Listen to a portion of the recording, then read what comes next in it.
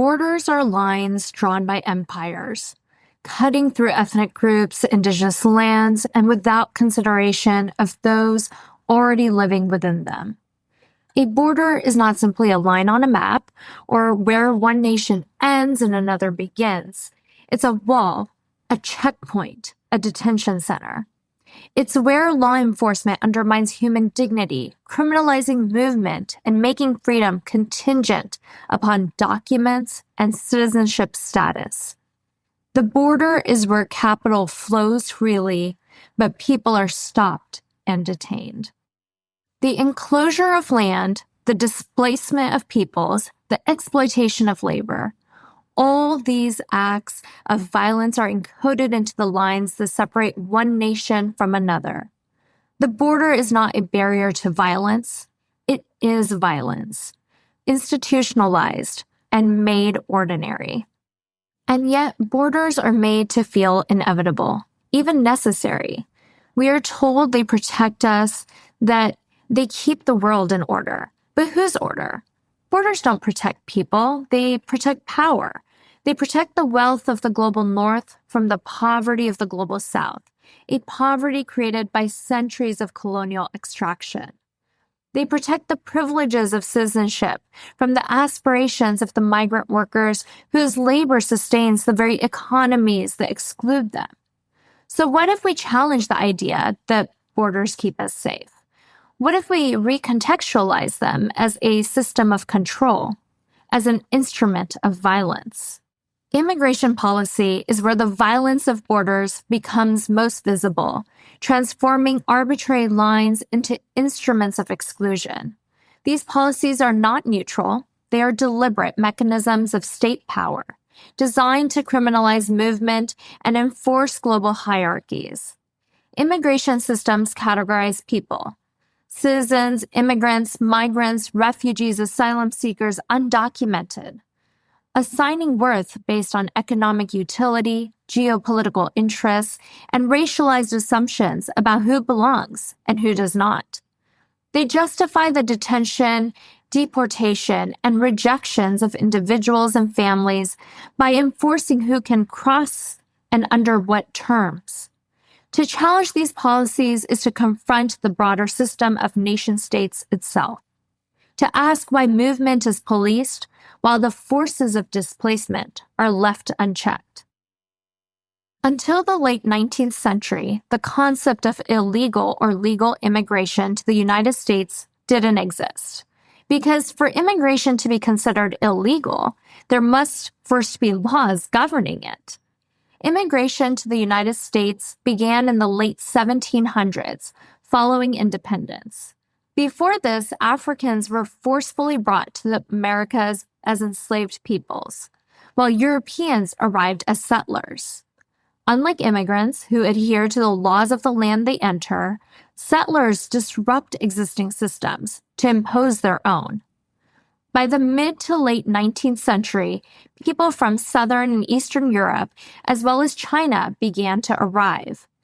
The first federal law governing which immigrants could and couldn't enter the U.S. was the Chinese Exclusion Act of 1882. In the late 1800s, many Chinese immigrants began entering the United States through Mexico after Canada implemented a tax on Chinese immigration. This shift prompted U.S. immigration officials to increasingly focus on the U.S.-Mexico border as a key point for screening and determining individuals' eligibility to enter the country. At that time, there was little effort to prevent Mexican migration to the United States until the Mexican Revolution in the 1910s. As many began fleeing the conflict and immigrating to the U.S., militias formed to deter them, including the Texas Rangers, which is still functioning as an organized military force. In 1924, the U.S. created the Border Patrol, a federally armed force dedicated to year-round border enforcement. The 1923 Supreme Court case of United States v. Bhagat Singh Thind exemplifies the racialized nature of U.S. immigration and naturalization policies. Thind, a Punjabi Sikh immigrant and World War I veteran, argued for U.S. citizenship under the Naturalization Act of 1906, which limited eligibility to free white persons and persons of African descent. Claiming whiteness by identifying as Aryan and of Caucasian descent, the court denied his claim, ruling that he was not, quote, white as understood by the common man. This decision reinforced the racial barriers to naturalization and highlighted how subjective and exclusionary the definitions of race are in U.S. law. Immigration and immigration policy has been a contentious political issue. In this episode, we speak with Anthony Enriquez, the Vice President of U.S. Advocacy and Litigation at Robert F. Kennedy Human Rights. Together, we unpack the history of immigration policy, some of the current issues around immigration detention, and where we go from here. Anthony and I initially connected while working on a project to address the detention conditions at Northwest Detention Center in Tacoma, Washington, which is operated by Geo Group, a private contractor. Anthony and his team have done significant work around addressing mass incarceration, including the conditions at immigration detention centers across the U.S. They have also documented widespread abuse and inhumane treatment at 9 immigration detention facilities across Louisiana. According to a report published by a coalition of immigrant rights groups, including RFK, the U.S. government detains over 6,000 people in Louisiana, a number that has skyrocketed in recent years due to Trump-era policies and the rise of private prison companies. So, understanding this context, we have to ask, what are the financial motivations behind immigration detention? And how do immigration policies benefit the private sector? So at RFK Human Rights, the U.S. Advocacy and Litigation works with grassroots groups who are working to reduce the size and scope of mass incarceration in the United States. And that means we're working in both the criminal and the immigration legal systems. Principally, we are working to expose and stop racial discrimination, extrajudicial killings, and torture or other cruel, inhuman, or degrading treatment that occurs in those systems at the hands of police or prison officials. Louisiana is actually the second largest state for immigration detention behind Texas. There are about 6,000 people that are detained in Louisiana at any time. And this really occurred very suddenly under the first Trump administration in the wake of significant criminal legal reforms that ended up emptying many of the prisons that were located in some of these small towns in Louisiana. After they were empty, the federal government swept in and said, this is a place where we will pay you to hold immigrants in civil detention while they're pending some type of proceeding before an immigration judge to determine if they'll be deported. It could, for instance, be people who are seeking asylum, but it could just as easily be someone who is a lawful permanent resident, who is facing deportation, and maybe they came from New York or from California or from any state really in the country and have in a sense been swept away from their community and disappeared into these, as I said, very rural areas. They're cut off from lawyers. They're cut off from witnesses that might have helped them in their immigration cases. And they're also cut off from watchful eyes. So through the years, we had a number of clients that had been swept away to Louisiana and suffered really egregious abuses of their human rights, things ranging from denial of medical treatment for very serious medical conditions to sexual and physical abuse to retaliatory solitary confinement for prolonged periods of time for speaking out against some of the abuses that had occurred.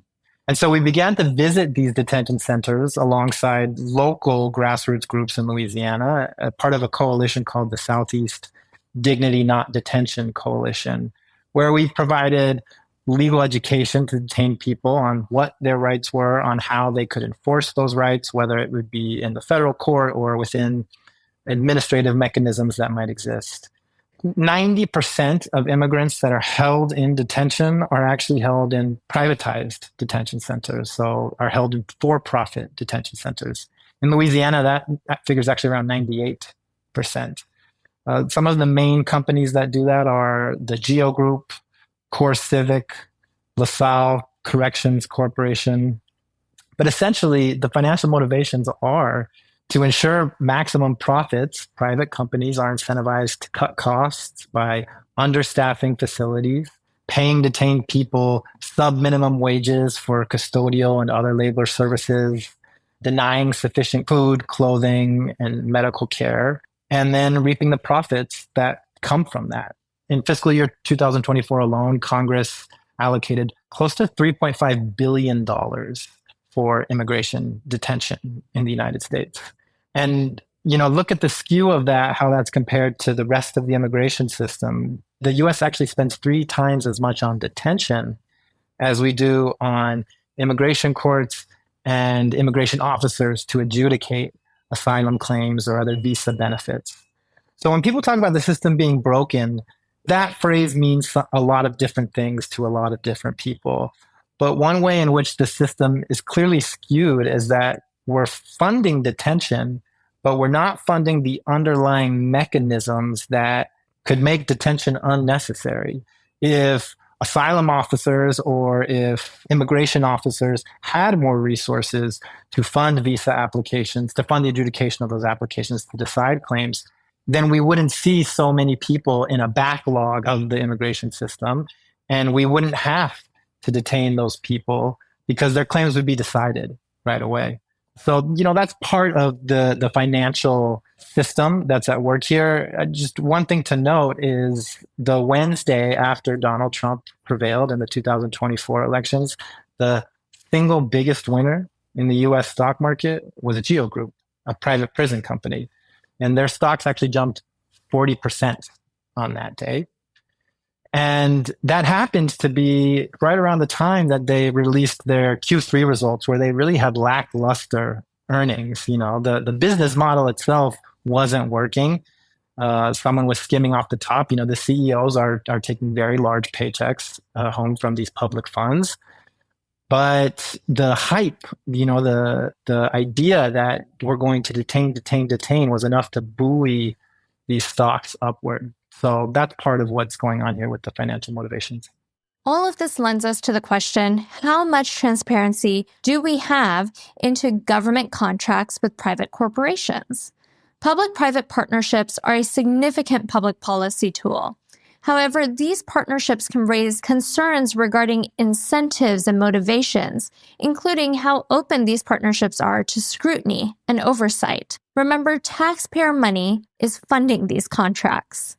Yeah, the layer of contracting around immigration detention is pretty legally complex. And so the federal government, in some cases, will contract with a locality who will then subcontract with a private company. And there's really a bunch of different channels that you have to dig through in order to determine exactly how are funds being spent.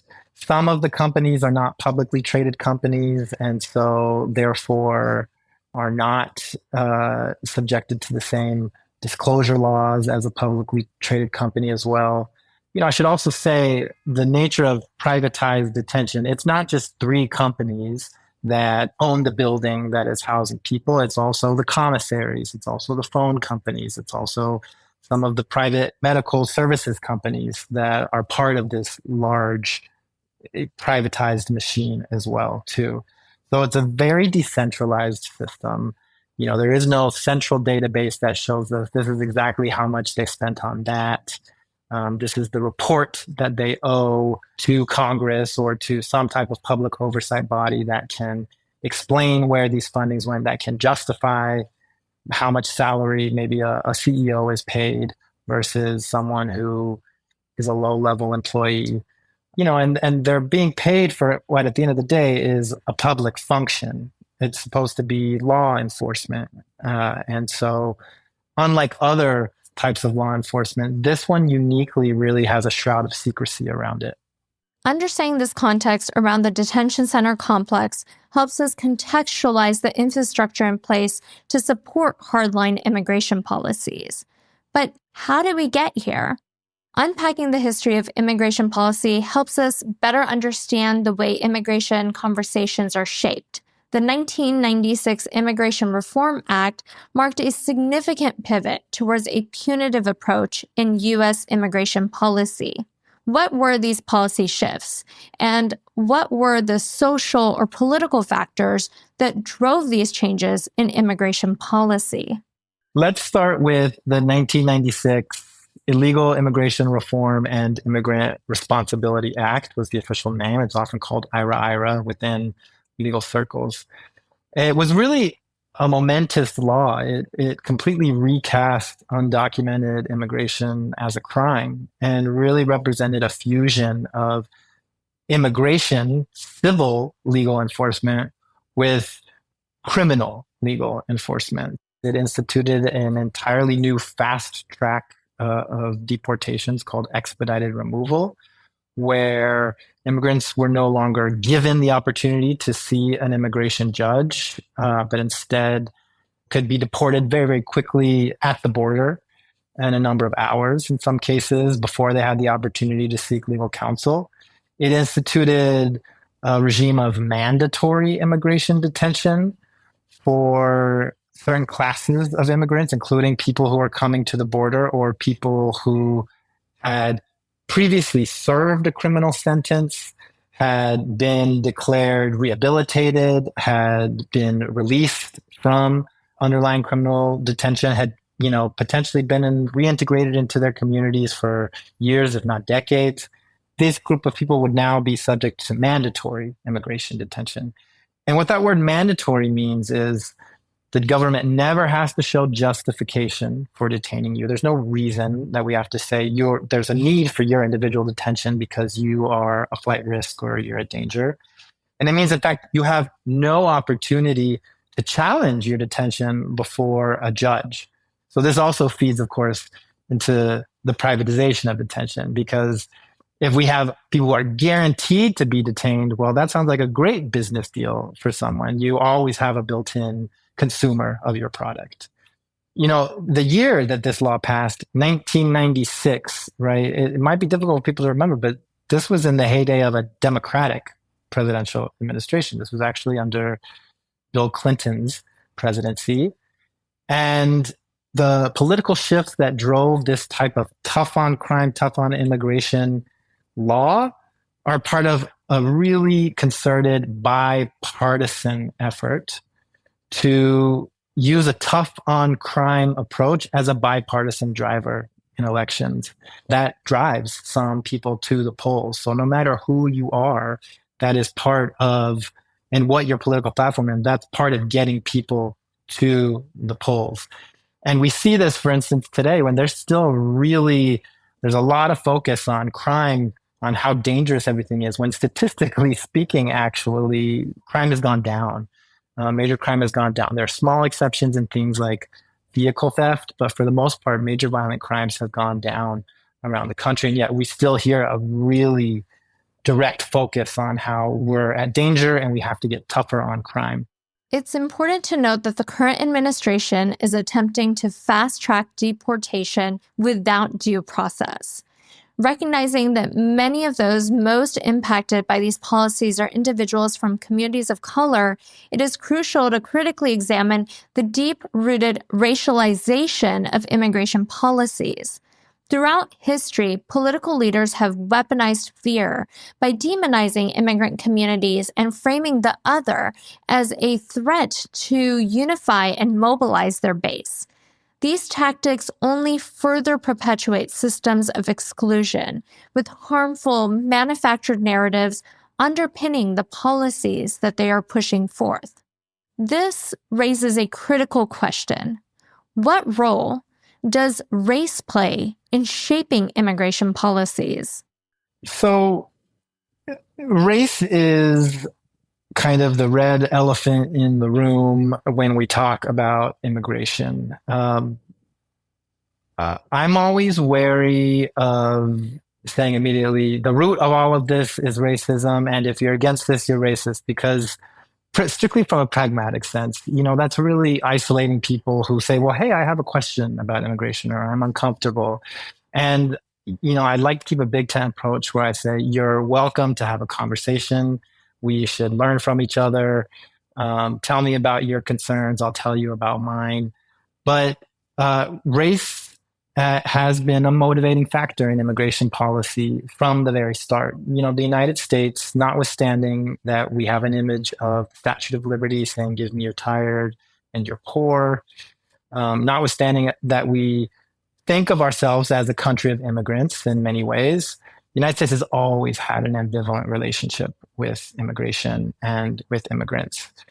You can think about the roots of a national immigration policy in the late 19th century was what are called the Chinese Exclusion Acts, where the federal government said, we will not permit anybody of the Chinese race to come to immigrate to the United States.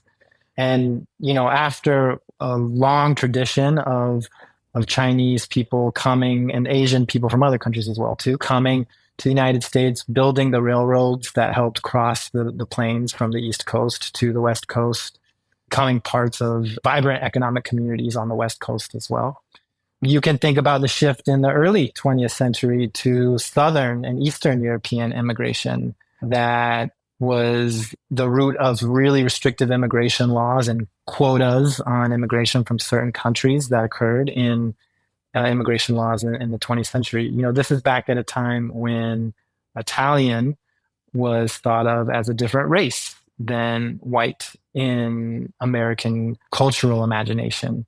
And so, the story of race is part of this, but also the story of class is a part of this as well, too. It's always been the case that some immigrants are welcome. The president himself, his wife is an immigrant. The richest person in the country right now, who, Elon Musk, who has become a real stalwart ally of the president, he himself is an immigrant. So there are certain immigrants who are welcome, who we think of, we want them here. And President Trump himself said things similar to this during his first presidency. We don't want those immigrants from those countries. We want people from this region of the world. That's also a story about class, not just race. Whether or not everybody who opposes immigration is racist, I don't believe that to be the truth. I do think what's happening here is people are looking for the truth, and people are willing to settle for a narrative in some ways. This sense that we're all fighting for a piece of a decreasing pie. And I think that's where, we really owe a conversation with people where we can give them the narrative and give them the truth about what's happening with things like immigration detention, where, yes, you're absolutely right. Someone's getting rich off of this. It's not you. It happens to be someone who's taking your tax dollars, pocketing them in a multi-million-dollar salary, and using this system of abuse. And in the meantime, the policies that current leaders are saying they want to expand are going to deepen that abuse, both of the immigrant, but also of you, of the economic abuse of you.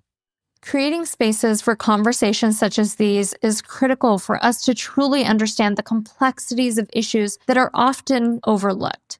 In order for us to grow together, build together, and truly co-create a more restorative future, we need to listen to one another, ask questions, and be okay with discomfort. This includes understanding the perspectives that are missing in these conversations. Taking a step back and diving deeper into the economics of immigration detention, can you speak a little bit more about the economic impact of detention centers on small towns and their local economies? A lot of the ways that detention center companies sell themselves to local economies and ultimately to the state leaders, whether in Washington, D.C. or in the state itself, is to say, we are going to create economic boom times in this region that otherwise wouldn't have had any businesses.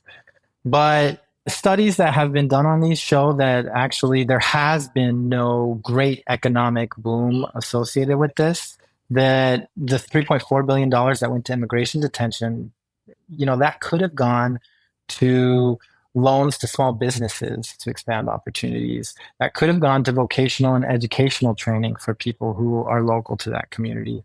That could have gone to construction of a stadium or some other type of business model that didn't depend not only on abuse of people held there, but that ultimately funneled that money to someone from out of state, some big national corporation somewhere that isn't even local to that area.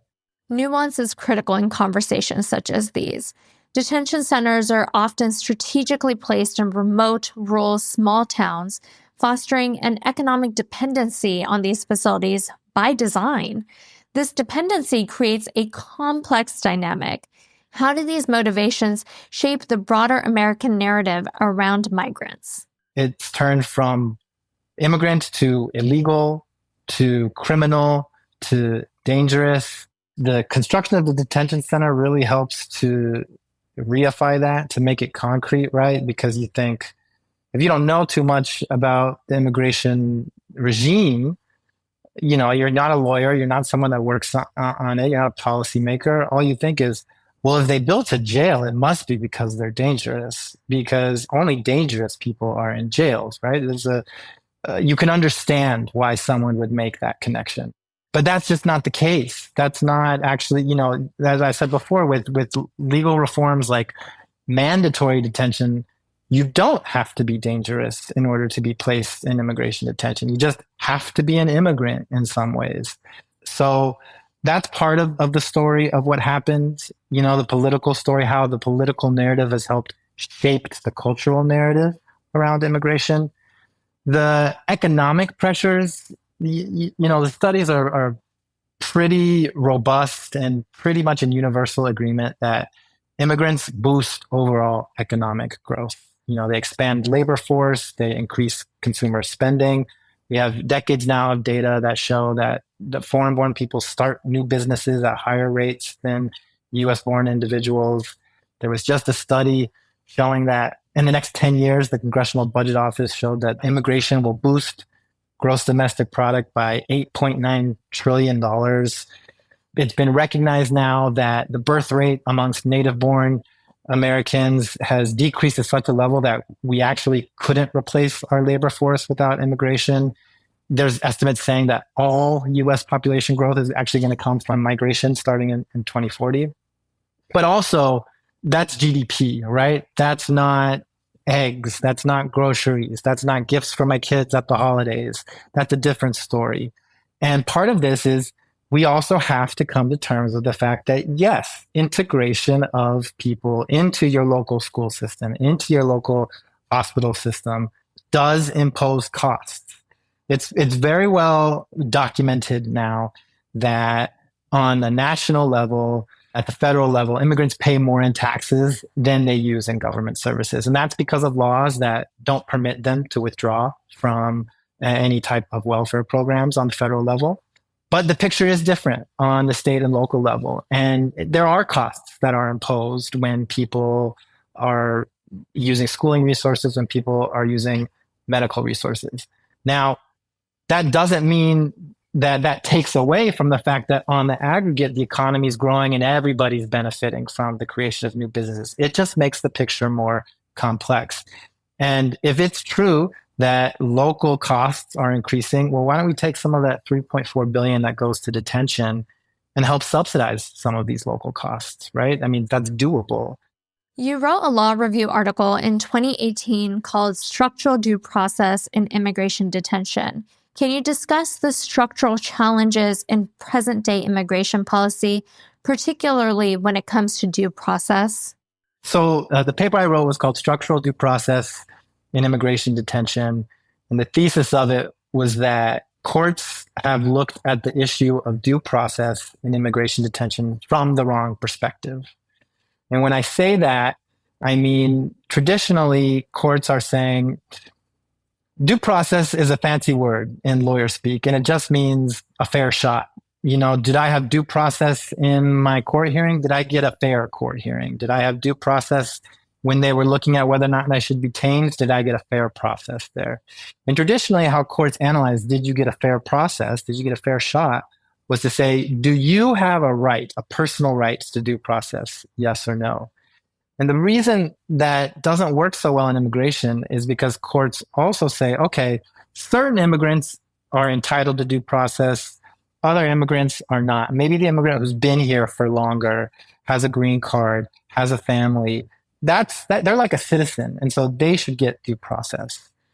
But due process at its inception, the historical roots of it, was not about, do you have a personal right, yes or no? That varies depending on, are you rich, are you poor, are you from here, are you from there, are you this color, are you that color? Due process was always about a limit on the government. It didn't say, you have a due process right to X. It says, government shall make no right that infringes on due process of life, liberty, and property. Originally, the roots of due process are in the Magna Carta. So we're talking about England in the, teens. The reason it was conceived is because these were people who were said, the king has too much power. The government has too much power, and we want to make sure that they don't have access to that power. Not, we want this to only be for me or for her or for him, but the government can't do this to anybody. So, because of this differentiation based on who you are, and you have access to due process based on who you are, it's gotten some really screwball decisions from the courts where they say, well, this person who's been held in civil detention for 18 months, they're entitled to a hearing before a judge to see if their detention is justified. This person who's been held for the exact same amount of time for 18 months, they entered the country in a different way. They're seeking asylum. They're not a green card holder. And so even though the same prison cell, the same prison, the same detention, the same amount of time, they're not entitled to due process because they're the class of person that doesn't get that. And as I said, the thesis of the paper is really, that's the wrong way to think about it. We should be thinking about due process as a limit on government and not as a personal right that varies depending on who you are. Understanding the context of due process is essential to grasp the full gravity of contemporary debates surrounding the policies being proposed, as it underscores the fundamental rights at stake and the potential erosion of legal protections for vulnerable communities.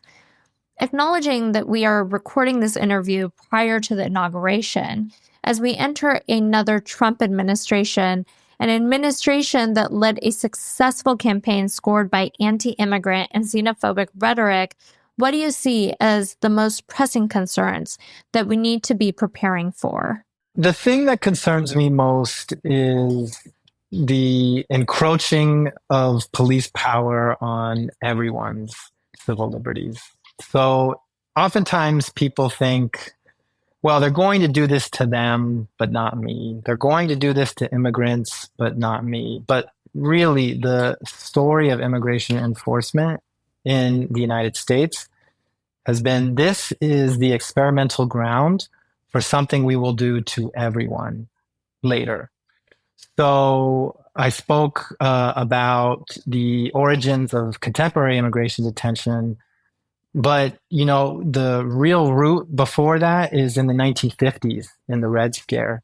That's when the federal government began detaining immigrants without any showing that they actually were dangerous. They just said, you're a member of the Communist Party, and so we can detain you for national security purposes. And preventative detention like that, this idea that you haven't done anything actually, but maybe in the future you will, and we're just going to keep you in jail to make sure that you don't. That was something that was zealously guarded against since the creation of the United States. It was something the United States just would not do. It was a way we differentiated ourselves as a political culture from other countries in the world. And that changed in the 1950s with immigration detention initially. And lo and behold, in the 1980s is when we started seeing that shift and that creep to criminal detention, to where ultimately there was a Supreme Court case called Salerno, where the Supreme Court said it's constitutional to detain citizens in preventative detention for things that they haven't done, but we think maybe they will do one day. We know that we've never done this before. We know this was not the original intention of the framers of the Constitution. We know it's not part of our cultural and political history, but it's worked out fine enough. So let's do it. Let's authorize it. It's the same story with mass surveillance. Step through any border patrol station at an airport these days, and they have full access to social media profiles, to telephones, and that's immigration, right? But that type of enforcement migrates over to everyone's rights. That type of migration of and creep of law enforcement, that really scares me, because this is setting a precedent for how we're going to treat all of us, no matter what. So that's one of my big concerns. I think the other concerns is just the example we set for the international order. In the background here about how we're using detention to manage migration challenges are really deeper questions about the post-war international order. And when I say post-war, I actually am referring to post-World War I, not World War II. Now, the framework for the Refugee Convention and for asylum law and for asylum as a human right really was a creation of post-World War II. It was a recognition that so many Jewish people had been turned away from other countries and driven back to the Holocaust. And we could not, as a species, allow that to happen ever again. And so we're still in the sort of testing grounds of what happens when we put pressure on that system, right? Because this system is not that old. We're talking about since from the 1950s and 1960s onwards. And now we're seeing a record level of migration around the world. And so people are looking to some of the richest countries in the world to say, okay, what's permissible? What will we allow humans to do to each other? And I think immigrants and migrants and refugees and asylum seekers, in some sense, they're stateless. They're fleeing their home country because that home country is persecuting them. And we're in a world now where to be stateless is to be rightsless. If you don't have a state to enforce your rights, then you simply have no rights at all. And this refugee problem, that as it's called now, it's really a problem of modernity in some sense. It's after the creation of nation states to be the safeguards of our rights, and the breakdown of empires that occurred in World War I, the breakdown of four major empires, Prussian and Ottoman, etc. It used to be that you could travel long distances through these empires, and there was no migration or immigration regime. And that's no longer the case. We've now turned it over to the creation of nation states that will safeguard our rights. And now that system is being really stress tested hard. So what will we cling to? Who will protect us from the uncertainty and really the impersonal nature of these economic storms that are driving so much migration around the world? That's a real open question. And the way that we respond to it as one of the richest countries in the world is going to set an example for the rest of the world. And that concerns me as well. As we conclude our conversation, I would like to hear your thoughts on where do we go from here? What should we be thinking about? The model of advocacy that I work with is to really start with the local, is to really turn to the leadership of people who are living in the community where the issue is happening. It's people who deeply care about these issues might have self-segregated themselves into a coastal city, right? And say, I want to make a change. I want to make a difference. But the real sustainable long-term action here has to come organically from people who are living where these detention centers are. And so for me, there is a robust, a very, very vibrant, locally led movement of human rights defenders, of people who are deeply invested in the well-being of their communities and are saying no to these detention centers. In Louisiana, it's organizations like the Southeast Dignity Not Detention Coalition. In New York, we also work with a group in upstate New York called Justice for Migrant Families. In Tacoma, we worked together with a group called La Resistencia and another group called Global Rights Advocacy. So everywhere that there is a detention center, there is a locally homegrown movement to stop detention and to reinvest the money that went to detention into other local programming and resources that will create longer term benefits for the community. So I think that's where we turn to. That's the future. Those groups need support. Those groups need capacity in some ways, right? They can't do everything themselves. And so people who are looking to support those groups can really, I think, research and look and see what's happening in your own backyard. Thank you so much, Anthony, for joining me, your time, and sharing your expertise with us. We'll be sure to add links to the organizations you shared in the show notes so our listeners can learn more and support the work of these critical grassroots movements.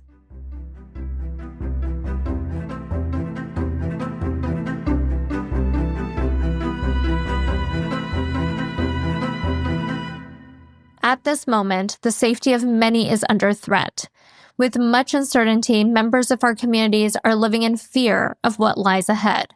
The current administration is attempting to fast-track deportations without due process and have already passed a series of executive orders that further push hardline immigration policies and threaten constitutional rights. Moments like this demand our action. Now is the time to support the efforts of local grassroots organizations and immigration legal services. Also, take a moment to know your rights. Regardless of status, you have rights under the U.S. Constitution. Visit the show notes for resources along with a list of organizations to support. I have also included links to dive deeper into some of the topics we touched on in this episode. With that, I want to thank you for tuning in. This podcast is entirely listener-supported. I truly hope you consider contributing to it by visiting artofcitizenry.com/support. Please remember to subscribe to Art of Citizenry wherever you listen to podcasts and give it 5 stars. Let us collectively plant new roots, sprout new ideas, and nurture a community that allows for restorative and regenerative relationships to thrive.